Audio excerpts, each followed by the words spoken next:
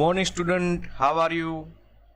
Myself, Professor Amit Kalola, and our subject is Water Supply and Sanitary Engineering.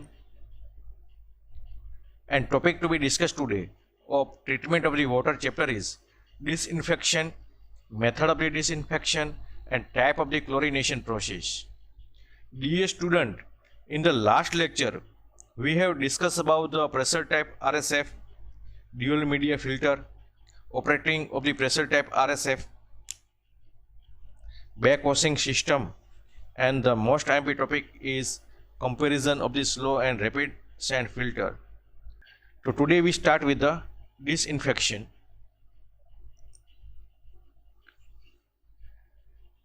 Different method of the water treatment such as the screening, sedimentation and the filtration were early stage of the purification of water. Physical purification of the water is usually done during this process, but disinfection activity are done on the water to remove the bacteria as well as the other germs. પાણીનું શુદ્ધિકરણ કરવા માટે આપણે પ્રારંભિક સ્તરે વિવિધ ઉપચારની ક્રિયાઓ જેવી કે પાણીનું સ્ક્રીનિંગ એટલે કે ચારણ પ્રક્રિયા, અવસાદન એટલે કે સેડિમેન્ટેશન અને ગારણ એટલે કે ફિલ્ટ્રેશનની જુદી જુદી પદ્ધતિનું આપણે ડિસ્કશન કર્યું અને એનું નોલેજ મેળવ્યું. હવે આ પ્રક્રિયા દરમિયાન આપણે સામાન્ય રીતે પાણીનું ભૌતિક શુદ્ધિકરણ જ થાય છે, પરંતુ તેમાંથી જીવાણુમય એટલે કે બેક્ટેરિયલ તેમજ અન્ય કીટાણુ જમ્સ છે એવી અશુદ્ધિ દૂર કરવા માટે પાણી ઉપર જંતુનાશન એટલે કે ડિસઇન્ફેક્શનની આપણે ક્રિયાવિધિઓ કરવામાં આવે છે. રિક્વાયરમેન્ટ ઓફ ધી ડિસઇન્ફેક્શન એટલે જીવાણુનાશન ક્રિયાની જરૂરિયાત. Due to the treatment carried out by the initial process on the water during the various stages, about 99% of the insects are killed or eliminated, but the remaining 1% of the small amount of the germs containment proved to be very harmful to the health. For health reasons such as biological bacterial impurities are not treated, so disinfected chemicals are added to the water to kill the germs. This chemical reaction is known as disinfection. પાણી ઉપર વિવિધ stage દરમિયાન કરવામાં આવેલ વિવિધ ક્રિયાઓ processes દ્વારા થયેલા ઉપચારને કારણે ઘણા એટલે કે લગભગ 99% જેટલા જંતુઓ તો નાશ પામે છે અથવા તો દૂર થઈ જાય છે, પણ બાકી રહેલ અતિ અલ્પ એટલે કે 1% જેટલી જંતુમય અશુદ્ધિઓના જંતુઓ આરોગ્ય માટે ખૂબ જ હાનિકારક હાર્મફુલ સાબિત થાય છે અને શ્વાસની બાબતે આ પ્રકારની જૈવિક જીવાણુમય અશુદ્ધિઓ ચલાવી લેવાય નહીં. જેથી જીવાણુનો નાશ માટે પાણીમાં જંતુનાશક રસાયણો આપણે ઉમેરવામાં આવે છે અને આ રાસાયણિક ક્રિયાવિધિને જીવાણુનાશન એટલે કે ડિસઇન્ફેક્શન તરીકે ઓળખવામાં આવે છે. જીવાણુનાશન માટે સૌથી સરળ રીત છે એ પાણીને ઉકાળવાની રીત, બોઇલિંગ પ્રોસેસ છે કે જેના દ્વારા આપણે ટાઇફોઇડ છે, કોલેરા છે, અન્ય રોગના જંતુઓનો નાશ પામે છે, પરંતુ તે મોટા પાયે લાર્જ સ્કેલમાં મુશ્કેલ અને ખર્ચાળ છે. So this is the requirement for the disinfection. Now the method of the disinfection. જીવાણુનાશનની પદ્ધતિઓ. પાણીને જીવાણુમુક્ત કરવા માટે વિવિધ જંતુનાશક પ્રક્રિયાઓ કરવામાં આવે છે અને વિવિધ રસાયણનો ઉપયોગને આધારે જીવાણુનાશન પદ્ધતિઓ મેથડ ઓફ ધ ડિસઇન્ફેક્શનને આપણે 3 વિભાગમાં ક્લાસિફાઈડ કરવામાં આવે છે. તો તેમાં પહેલું છે ક્લોરિનેશન, બીજું છે ઓઝોનીકરણ એટલે કે ઓઝોનિનેશન અને અલ્ટ્રાવાયોલેટ રે ટ્રીટમેન્ટ એટલે કે અલ્ટ્રાવાયોલેટ કિરણોપચાર. આ 3 મેઇન પ્રોસેસ કરવામાં આવે છે. અને અન્ય માઇનર રીતની વાત કરીએ આપણે, other minor water treatment for the disinfection, તો તેમાં બોઇલિંગ ઓફ વોટર એટલે કે પાણીને ઉકાળીને, એક્સેસ લાઇમ ટ્રીટમેન્ટ એટલે કે વધારે ચૂનો ઉમેરીને, and treatment with iodine and bromine એટલે કે આયોડિન અને બ્રોમિન ટ્રીટમેન્ટ કરીને. તો this is the minor method.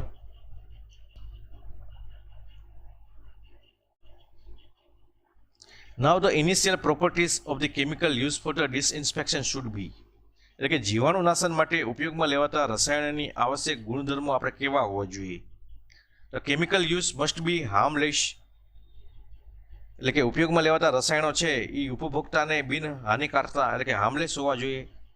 It's effectiveness as well as effect should be last for a long time. એટલે કે તેની અસરકારકતા, ઇફેક્ટિવનેસ તેમજ તેની અસર લાંબા સમય સુધી રહેવી જોઈએ. It should be Ridley available, તે ઇઝીલી અવેલેબલ હોવા જોઈએ અને આપને સરળતાથી પ્રાપ્ત થઈ શકે તેવા હોવા જોઈએ. સિમ્પલી એપ્લિકેબલ, એટલે કે તેનો ઉપયોગ કરવાની પદ્ધતિ એકદમ સરળ હોવી જોઈએ, ખૂબ જ સિમ્પલી મેથડથી આપણે તેનો ઉપયોગ કરી શકતા હોવા જોઈએ.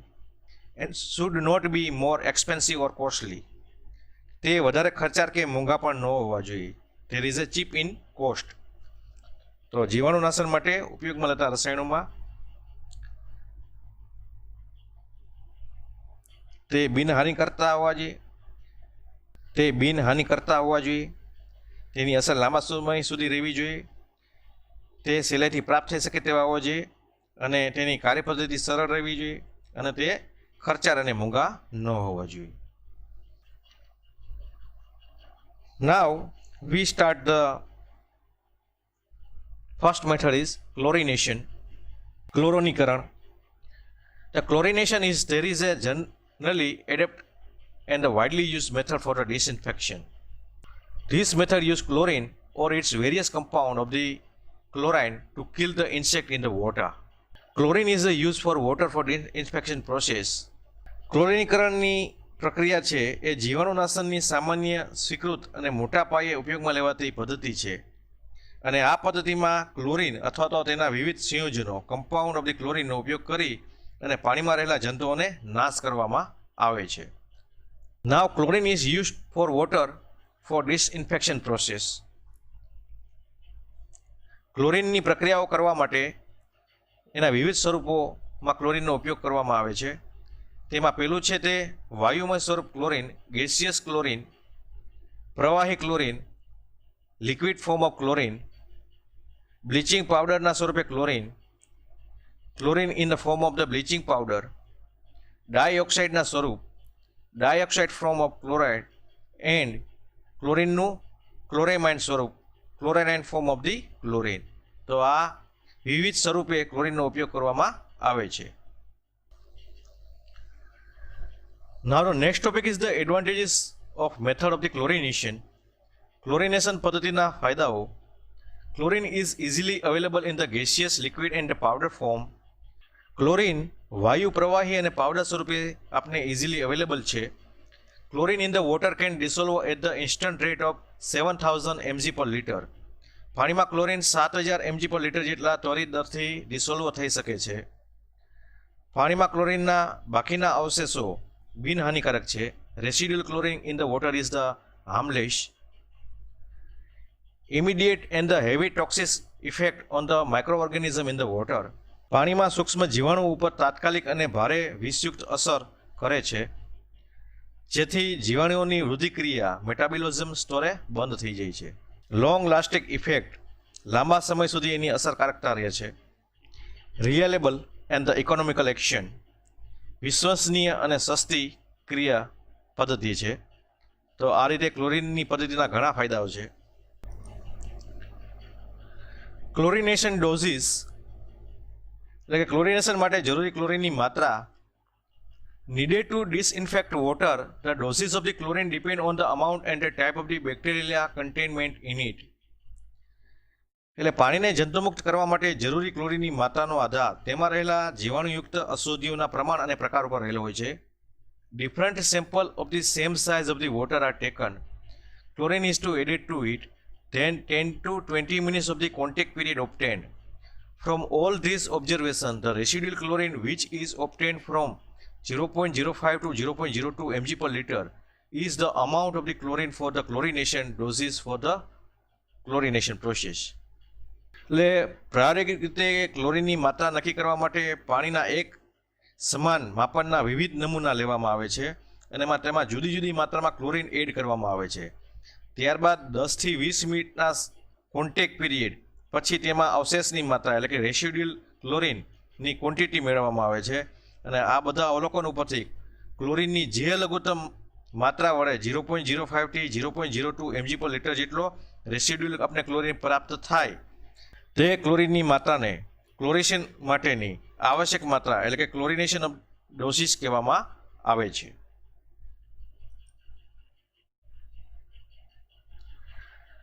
Now the equation regarding the chlorination doses, the required quantity of the chlorination in the kilogram is equal to volume of the sample in the liter multiplied by the quantity of the chlorine in mg per liter upon 10 lakh. એટલે કે require quantity of the chlorine કિલોગ્રામનું આપણે equation જોઈએ તો સેમ્પલનું volume લીટરમાં ગુણાકારમાં quantity of the chlorine in the mg per લીટરના છેદમાં આપણે 10 લાખ વડે ભાંગતા આપને require quantity of chlorine in કિલોગ્રામમાં મળશે.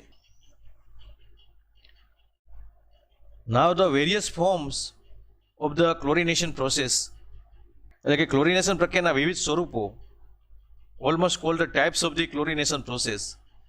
તો તેમાં પાણી માટે જંતુનાશક એટલે કે ડિસઇન્ફેક્શનની પાણી માટે ડિસઇન્ફેક્શનની પ્રક્રિયા કરવા માટે ક્લોરિનના ઉપયોગ કરવાની સ્થિતિ એટલે કે સ્ટેજ તેમજ ક્લોરિનેશન દ્વારા અપેક્ષિત પરિણામને ધ્યાનમાં લઈ અને ક્લોરિનેશન પ્રક્રિયાને આપણે વિવિધ ફોર્મ્સમાં આપણે ક્લાસિફાઈડ કરવામાં આવે છે.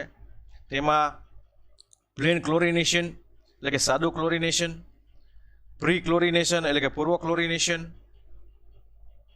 પોસ્ટ ક્લોરિનેશન એટલે કે ઉપચોતાર chlorination, free residual or the break point chlorination, મુક્ત અવશેષ ક્લોરિનેશન, સુપર ક્લોરિનેશન એટલે કે અતિ ક્લોરિનેશન, ડીક્લોરિનેશન એટલે કે પાણીમાંથી વધારાનો ક્લોરિન દૂર કરવો અને બેવડું ક્લોરિનેશન એટલે કે ડબલ ક્લોરિનેશનનો સમાવેશ થાય છે. Start with the plain chlorination એટલે કે સાદું chlorination. Sometimes the water has to be use for the emergency and that water is also good, but plain chlorination is a type of the chlorination in which no treatment other than the chlorination is performed in a case of the quality.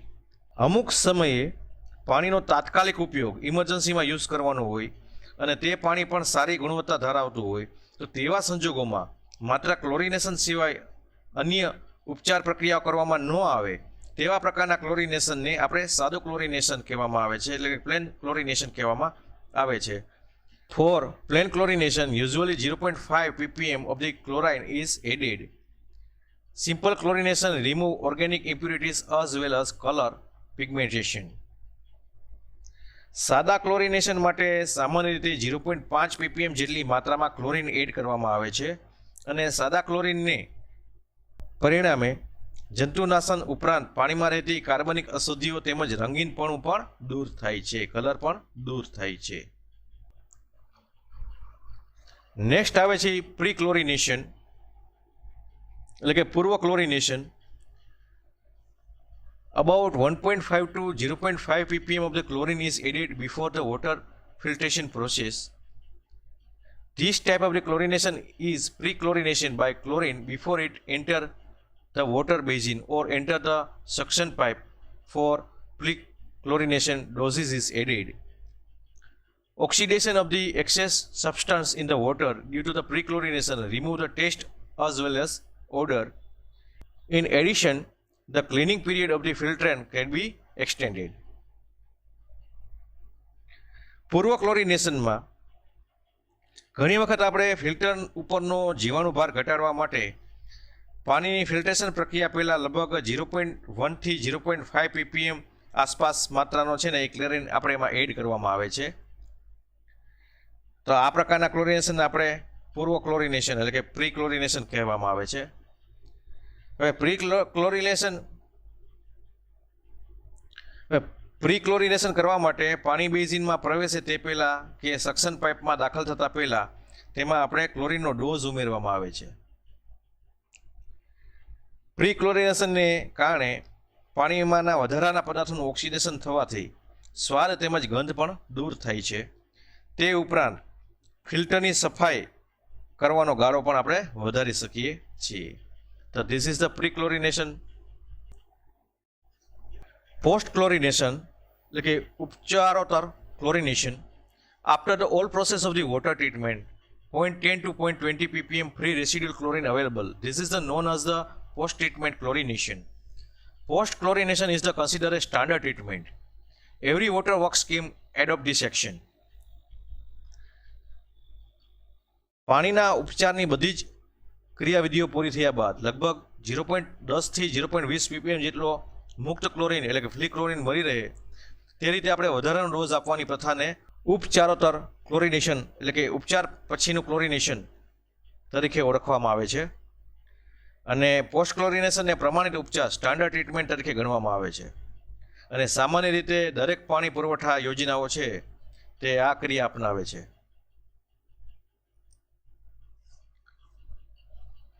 Now the most IMP topic, breakpoint chlorination, मुक्त अवशेष chlorine. In this method, chemical reaction take place in the 4 stages as shown in figure. We have shown here. This is the 1, 2nd, 3rd and 4th stages. By counting to add chlorine to the water slowly, this process is called free residual chlorine or the breakpoint chlorination.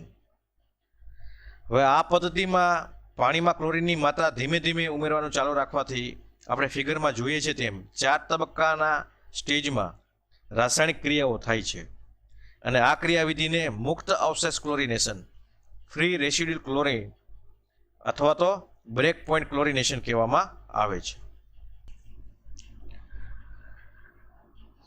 In the first stage, disinfection takes place and the amount of the chlorine residual is less. In the second stage, the amount of the combined residual chlorine start to increase. The maximum disinfection is done during this stage. પ્રથમ તબક્કામાં જીવાણુનાશનની ક્રિયાએ શરૂઆત થાય છે અને ક્લોરીનના અવશેષોનું પ્રમાણ ઓછું થઈ જાય છે. બીજા તબક્કામાં સંયુક્ત અવશેષ ક્લોરીનનું પ્રમાણ વધવાનું શરૂઆત થાય છે અને આ સ્ટેજ દરમિયાન મહત્તમ પ્રમાણમાં જીવાણુનાશન થઈ ચૂક્યું હોય છે. This is the first stage and the second stage.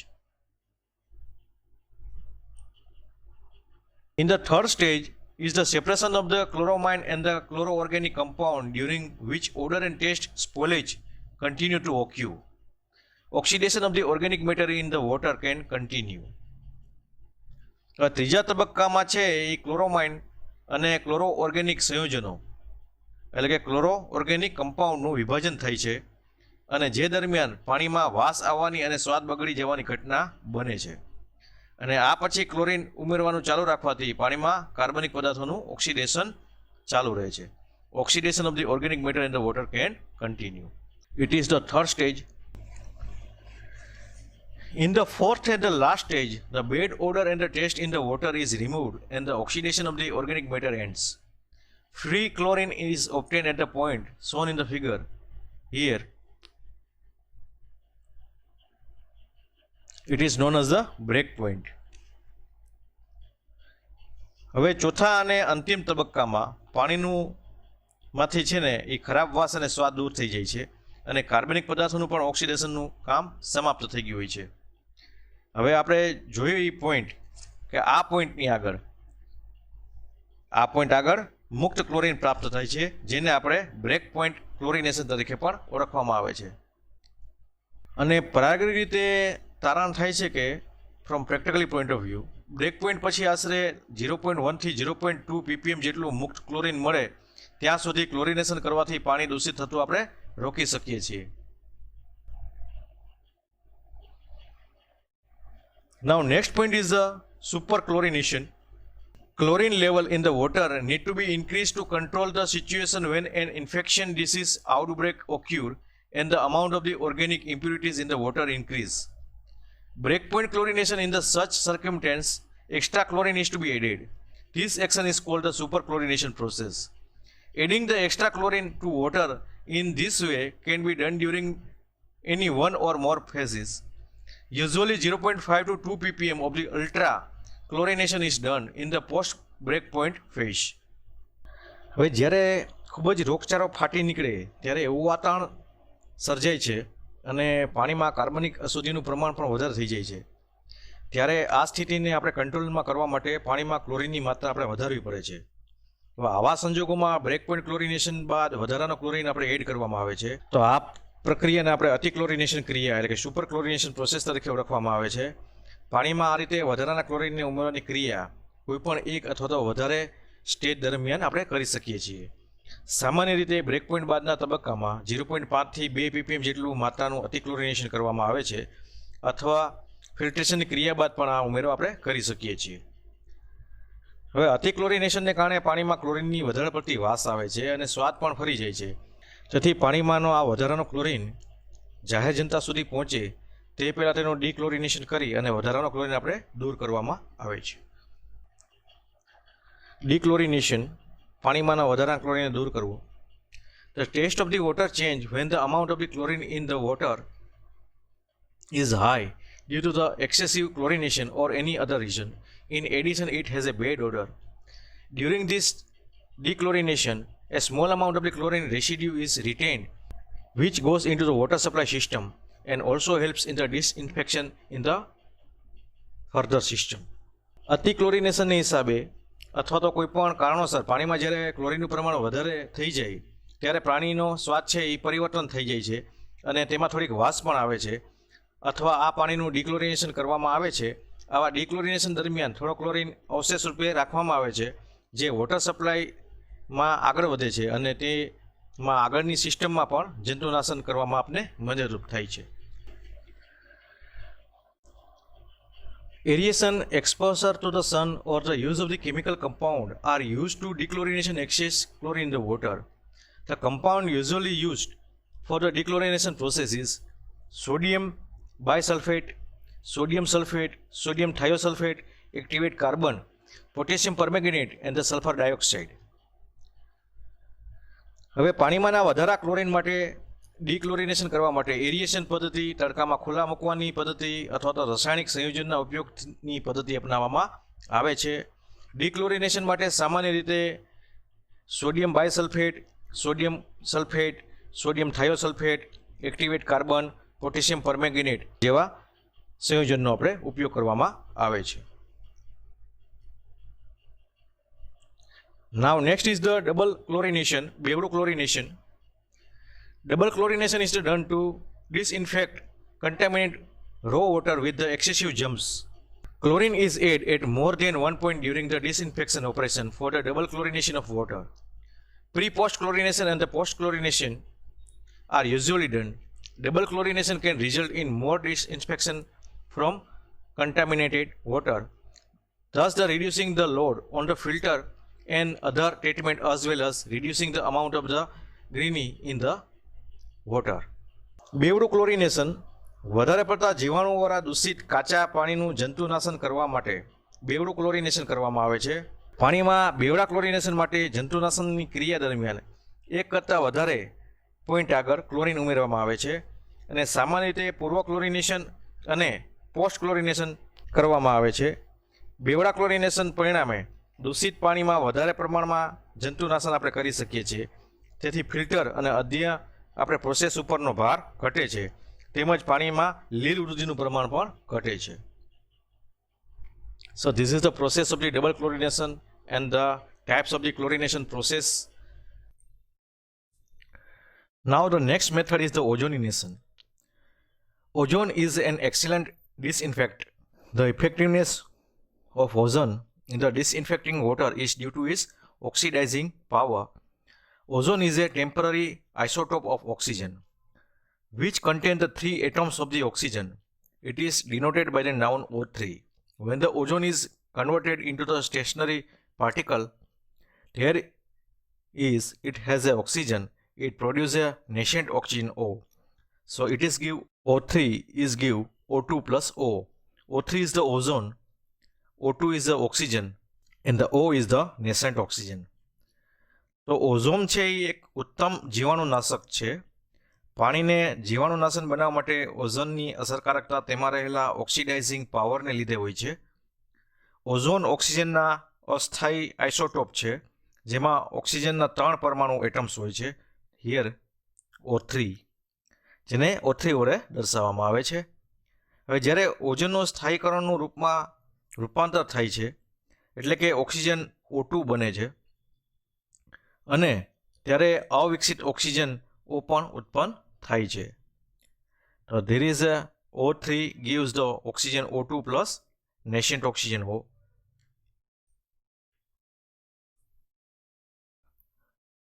Underdevelopment oxygen risk of the organic matter present in the water without producing an the offensive taste or odor. 2 to 3 milligram per liter of ozone give 0.1 milligram per liter residue after 10 minutes. Ozonization is a natural way of the disinfection. અવિકસિત oxygen પાણીમાં હાજર રહેલા કાર્બનિક પદાર્થોનું વાંધાજનક સ્વાદ અને ગંધ ઉત્પન્ન કર્યા વગર રિડક્શન કરે છે. ઓઝોનની 2 થી 3 mg પર લિટર માત્રા 10 મિનિટ પછી 0.1 mg પર લિટર અવશેષ આપે છે અને ઓઝોનીકરણ પ્રક્રિયા એ જીવાણુનાશનની કુદરતી રીત છે. So this is the process of the ozonization. હવે આપણે તેના ફાયદા જોઈએ. Ozone removes the bacteria from the water as well as the color, odor and the taste. Since the ozone is unstable, the ozone residue when the water reaches the distribution system. Ozonized water tastes and the delicious, while the chlorinated water tastes bitter. ઓઝોનના ફાયદાની વાત કરીએ તો ozone પાણીમાં bacteria ઉપરાંત રંગ અને ગંધ અને સ્વાદ પણ દૂર કરે છે. ઓઝોન અસ્થિર અનસ્ટેબલ હોવાથી પાણીનું ડિસ્ટ્રીબ્યુશન સિસ્ટમમાં પહોંચે ત્યારે ઓઝોનના અવશેષ રહેતા નથી. ઓઝોનીકરણ કરેલું પાણી સ્વાદમાં ટેસ્ટી અને પ્લેઝન્ટ લાગે છે, જ્યારે ક્લોરિનેશનવાળું પાણી છે એ સ્વાદમાં બીટર લાગે છે. તો આ ઓઝોનિઝેશનના ફાયદાઓ હતા. હવે આપણે એના ગેરફાયદાની વાત કરીએ. Disadvantages. It is more expensive than the chlorination. તે ક્લોરિનેશન કરતાં વધારે ખર્ચાળ છે. Electricity is required to form ozone. Ozone બનાવવા માટે આપણે ઇલેક્ટ્રિસિટીની જરૂર પડે છે. It is not suitable for more turbidity water. એટલે તે વધારે દોહરા પાણી માટે અનુકૂળ નથી. Creating ozone require an intricate tool called ozonizer. એટલે ઓઝોન બનાવવા માટે આપણે ઓઝોનાઇઝર નામના અટપટા સાધનની આપણે ખાસ જરૂર રહે છે. તો આ એના ડિસએડવાન્ટેજીસ હતા કે તે ક્લોરિનેશન કરતાં ખર્ચાળ છે, ઓઝોન બનાવવા માટે ઇલેક્ટ્રિસિટીની જરૂર પડે છે, વધારે દોહરા પાણી માટે તે અનુકૂળ નથી અને ઓઝોનાઇઝર નામના અટપટા સાધનની જરૂર રહે છે. Now the next method is the ultraviolet ray treatment, એટલે કે અલ્ટ્રાવાયોલેટ કિરણોપચાર. Ultraviolet rays are invisible rays of the light with a wavelength of the equal to 1000 to 3000 mu. The sun ray also contain ultraviolet rays that can be used for the disinfection. UV rays are produced by passing an electric current through a mercury vapor in a laboratory quartz bulb. The water that is to be disinfected is passed over this bulb. પારજાંબલી કિરણો એટલે કે ultraviolet race એ પ્રકાશના અદૃશ્ય કિરણો છે. તેની તરંગ લંબાઈ 1000 થી 3000 મ્યુ જેટલી હોય છે. સૂર્યના કિરણોમાં પણ પારજાંબલી કિરણો હોય છે. તેનો ઉપયોગ જીવાણુનાશન માટે થઈ શકે છે. લેબોરેટરીમાં ક્વાર્ટઝ બલ્બમાં રાખેલ મર્ક્યુરી વેપરમાંથી પણ ઇલેક્ટ્રિક કરંટ પસાર કરવાથી યુવી કિરણો આપણે ઉત્પન્ન થઈ શકે છે. જે પાણીનું જીવાણુનાશન કરવાનું હોય તે પાણીને આ બલ્બ ઉપરથી પસાર કરવામાં આવે છે. This method is the effective for the clean water. UV rays can be penetrate effectively only up to a depth of 30 cm of water. Hence, it is used in a small installation. It means made only for swimming pools. It is also used for the disinfection of water used for the surgical purpose in hospital.